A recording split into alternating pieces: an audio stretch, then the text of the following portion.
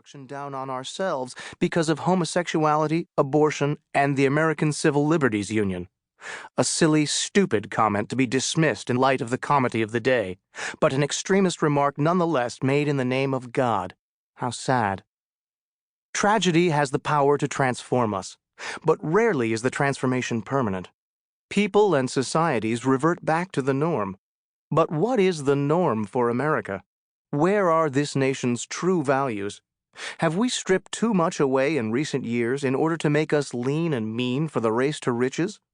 It is hard to look at the images of the World Trade Center rescue again and again. At least once, however, we should look at what the rescuers are teaching us about what matters and who. Devastation, anger, and fear were immediate results of the World Trade Center disaster. That tragedy could also have a more long-term psychological impact on a national economy that was already in a precarious condition. Paul Krugman's carefully researched cautionary story in the New York Times Magazine urges that the United States avoid the mistakes of history. Prosperity is at risk. Paul Krugman, The Fear Economy. The American economy is usually quick to shrug off the effects of disaster. When Hurricane Andrew swept through South Florida in 1992, and again when the Northridge earthquake struck Southern California in 1994, the property damage was immense, and the lives of millions of people were disrupted for months thereafter. Yet, few economists thought of either event as a threat to national prosperity, and if you look at a chart showing the growth of gross domestic product, it's quite hard to see any effects. Will it be different this time? Although September 11th was a human tragedy on a scale far greater than any of America's recent natural disasters, in monetary terms, the immediate loss wasn't much more than one might have expected from a severe hurricane or earthquake. Yet many people fear that the terror attack, unlike a hurricane or an earthquake, will have dire consequences for the economy. Indeed, that it may even tip the world into recession.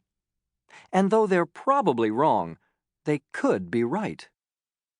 The reason they might be right has little to do with the nature of the calamity. It's true that there's something especially horrific about a disaster that was an act of man rather than an act of God. And the after-effects were unsettling. Airlines losing hundreds of millions of dollars a day, empty airports, hotels, and theaters, conventions canceled, Wall Street spiraling downward. It's also true that the story isn't over, that unknown perils, another attack, a full-scale war in Central Asia, lie ahead. And of course, the terrorists struck right at the nerve center of global capitalism. But the economic repercussions from the World Trade Center disaster, unnerving as they are, would soon fade out if the economy had been strong to begin with. The main reason to worry about the economic fallout from the attack is not the attack itself, but the timing. Suppose the terrorists had struck 5 years ago, while the economy was in the midst of a healthy, investment-led expansion, and before the rise and fall of the stock market. Would we have been as worried as we are? I doubt it. The point is that even before the attack, our economic condition was looking unusually precarious. We weren't in a severe recession. Technically, we may not have been in a recession at all. But there was an alarming sense that things were out of control, that our economy's ailments weren't responding to the usual medicine. In another time, we might mourn the dead and move on, but this economy was already fragile.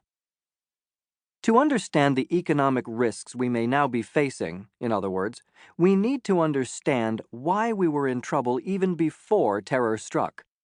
It's a story that takes us far afield in time and space, to the Great Depression of the 1930s and to the difficulties of modern Japan. These stories of other times and places give ample reason to be concerned, for they remind us that even highly advanced economies like our own have sometimes stumbled badly. But the stories also give us reason to be optimistic, even if things go badly over the next few months.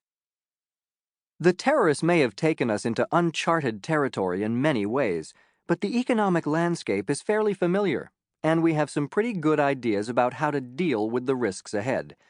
But first things first.